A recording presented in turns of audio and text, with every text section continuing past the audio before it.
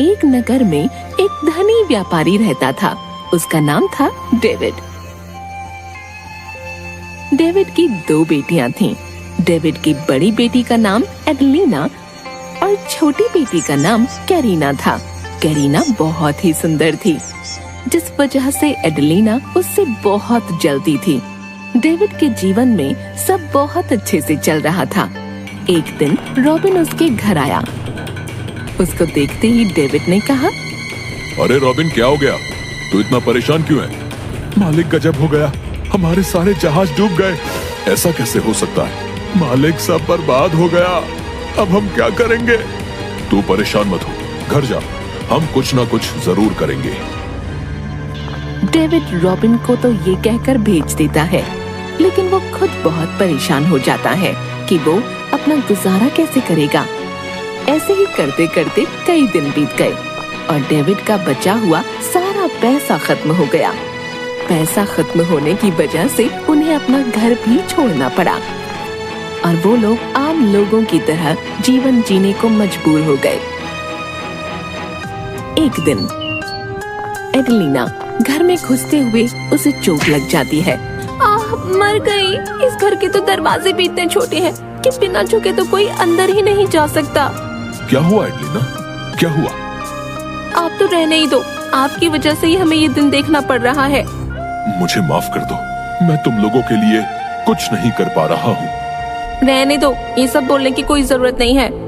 एडलिना इसी तरह अपने पिता को भला बुरा कहती रही, लेकिन कैरीना अपने पिता की परेशानी समझती थी और हमेशा उनके साथ खड़ी रहती थी। लेकिन अपनी बड़ी बेटी की ऐसी बातें सुन सुनकर वो तनाव में रहने लगे। एक दिन, दीदी, मैं जंगल जा रही हूँ लकड़ी लाने, आप पिताजी का ध्यान रखना। हाँ हाँ ठीक है, जा और जल्दी आ जाना, खाना भी बनाना है। हाँ दीदी, ठीक है। इतना कहकर कैरीना जंगल की तरफ जाने लगी। थोड़ी ही देर में वो जंगल पहुंच गई और लकड़ियां काटना शुरू कर दिया। लकड़ियां काटते काटते कैरीना को शाम हो गई। कैरीना जैसे ही लकड़ियां उठाकर घर के लिए निकलने ही वाली थी कि तभी बहुत तेज बारिश होने लगी। वो बारिश से बचने के लिए एक पेड़ के नीचे खड़ी हो गई और बारिश रुकने का इंतजार करने लगी, लेकिन बारिश बंद नहीं हुई। वो इधर उधर देखने लगी और मन ही मन सोचने लगी, ये बारिश को भी ना अभी होना था, अब मैं घर कैसे जाऊंगी? अब तो रात भी हो गई है, अब तो घर जाना भी खतरे से खाली नहीं।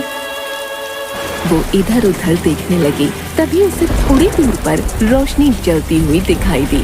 कैरीना बिना देरी किए उस तरफ जाने लगी और थोड़ी ही देर में वहाँ पहुँच गई और देखती है कि उसके सामने एक सुंदर महल है।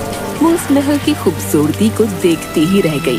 वो महल के अंदर जाती है और कहती है, कोई है क्या यहाँ?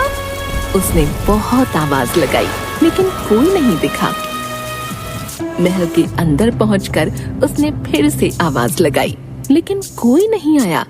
कैरीना पूरे महल को देखने लगी। कैरीना अपने घर से सुबह से निकली हुई थी, इसलिए उसे भूख लग रही थी। वो जैसे ही आगे बढ़ी तो उसने देखा कि एक टेबल लजीज खानों से सजी हुई है। वो खाने को देखकर बहुत खुश हो गई और खाना खाने लगी। खाना खाने के बाद उसे नींद आने लगी। वो सीढ़ियों से महल के कक्ष में गई और जाकर नरम बिस्तर पर सो गई। अगले दिन जब वो उठी तो उसने देखा कि उसके पास कपड़े रखे हैं। वो नहाकर उन कपड़ों को पहनकर नीचे आ गई तो देखा टेबल पर नाश्ता रखा है। उसने नाश्ता किया और खुशी खुशी वहाँ से जाने लगी। तभी उसने गुलाबों का बगीचा देखा। अरे वाह, कितने सुंदर गुलाब हैं, चलो एक गुलाब ले लेती हूँ। उसने गुलाब तोड़ने के लिए जैसे ही हाथ आगे बढ़ाया, उसे एक डरावनी हंसी सुनाई पड़ी। उसने डर के मारे अपने हाथ पीछे खींच लिए और पीछे मुड़कर देखा तो उसके सामने एक राक्षस खड़ा था। तभी उस राक्षस ने कहा, एहसान फरामोश, मैंने तुम्हें इस महल में रहने दिया, खाने के लिए लजीज खाना दिया, सोने के लिए नरम बिस्तर दिया और मेरे इन एहसानों के बदले मुझे धन्यवाद देने के बजाय तुम मेरे बगीचे से फूल चुरा रही हो। अब मैं तुम्हें जीवित नहीं छोड़ूंगा। राक्षस की बातें सुनकर कैरीना डर गई और रोने लगी। उसने रोते रोते कहा, मुझे माफ कर दो, मैं ऐसा कभी नहीं करूंगी। जैसा कहोगे मैं वैसा करूंगी। कैरीना रोते हुए बहुत सुंदर लग रही थी। वो राक्षस कैरीना से अपनी नजर नहीं हटा पा रहा था। तभी उस राक्षस ने कहा, ठीक है, मैं तुम्हारी जान नहीं लूंगा, लेकिन तुम्हें जिंदगी भर इसी महल में रहना होगा। कैरीना अपनी जान बचाने के लिए हाँ कर देती है। कैरीना उस राक्षस से बहुत डर रही थी, लेकिन राक्षस का कैरीना के प्रति व्यवहार बहुत अच्छा था। उसने कैरीना को बहुत सारे नए कपड़े दिए, गहने दिए। वो उसका बहुत ख्याल रखने लगा, जिससे धीरे धीरे कैरीना का डर खत्म हो गया। शुरू में राक्षस चुपचाप दूर से कैरीना को देखा करता था और फिर धीरे धीरे उसने उससे बातें करना शुरू कर दिया। कैरीना को भी राक्षस से बात करना अच्छा लगने लगा। दिन गुजरते रहे और दोनों बहुत अच्छे दोस्त बन गए। धीरे धीरे राक्षस को कैरीना से प्यार हो गया।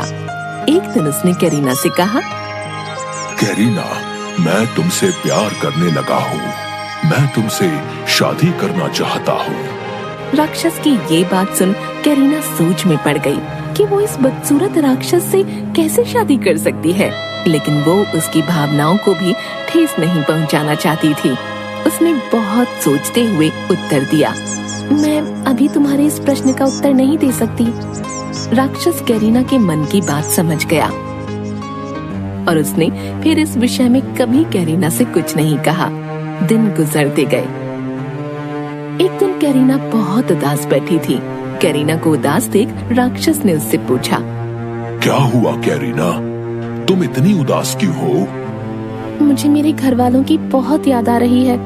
राक्षस ने कैरीना को दुखी देखकर उसे एक जादुई आईना दिया और कहा, इस जादुई आईने में तुम जब चाहो अपने घर वालों को देख सकती हो। कैरीना ने उस जादुई आईने में देखा कि उसके पिता की तबीयत बहुत खराब है। वो अपने पिता की हालत देख रोने लगी। उसने राक्षस से कहा, मुझे मेरे पिताजी से मिलना है, मुझे जाने दो ना, मैं वापस आ जाऊंगी। राक्षस कैरीना की आंसू देखकर पिघल गया और उसने कैरीना से कहा, ठीक है, मैं तुम्हें जाने दूंगा, लेकिन एक शर्त पर। तुम्हें 2 दिन में वापस इस महल में आना होगा। ये लो अंगूठी। जब भी तुम इस अंगूठी को उतारोगी, खुद को तुम इस महल में पाओगी, लेकिन अगर तुम नहीं आई तो मैं मर जाऊंगा। चलो, अब तुम सो जाओ। कैरीना निश्चिंत होकर सो गई। जब वो अगले दिन उठी तो खुद को उसने अपने पिता के घर पाया। कैरीना को देखकर उसके पिता बहुत खुश हुए और उससे पूछने लगे कि वो कहाँ थी। कैरीना ने अपने पिता को सारी बात बताई। अपनी बेटी की खैरियत देखकर उसके पिता की हालत सुधर गई। एक दिन तो निकल गया, लेकिन दूसरे दिन कैरीना को उस राक्षस की याद आने लगी। उसके पास बस एक ही दिन बचा था। वहीं इधर एडेलिना कैरीना की खुशी देख नहीं पा रही थी और उसे रोकने के लिए वो रोने का नाटक करने लगी ताकि कैरीना रुक जाए और महल वापस न जाए और राक्षस को कैरीना पर गुस्सा आ जाए। कैरीना एडेलिना को रोता देख बाहर रुक गई। कई दिन बीत गए, लेकिन कैरीना महल नहीं गई। उसके इंतजार में राक्षस तड़पने लगा। एक रात कैरीना ने सपना देखा कि राक्षस की मृत्यु हो गई है। ये देखते ही कैरीना की नींद टूट गई और उसने अंगूठी निकाल दी। उसने जैसे ही अंगूठी निकाली, खुद को उसी महल में पाया। वो नीचे गई तो उसने राक्षस को देखा। राक्षस की हालत बहुत खराब थी। वो मरने की कगार पर था। उसकी ऐसी हालत देख कैरीना ने कहा, मुझे माफ कर दो, मेरी वजह से तुम्हारी ये हालत हुई। मैंने कहा था ना कि अगर तुम नहीं आई तो मैं मर जाऊंगा। ऐसा मत कहो, मुझे छोड़कर मत जाओ। मैं तुम्हारे बिना नहीं रह पाऊंगी। मैं तुमसे बहुत प्यार करती हूँ। कैरीना ने जैसे ही ये कहा, एक चमत्कार हुआ। वो राक्षस एक सुंदर राजकुमार में परिवर्तित हो गया।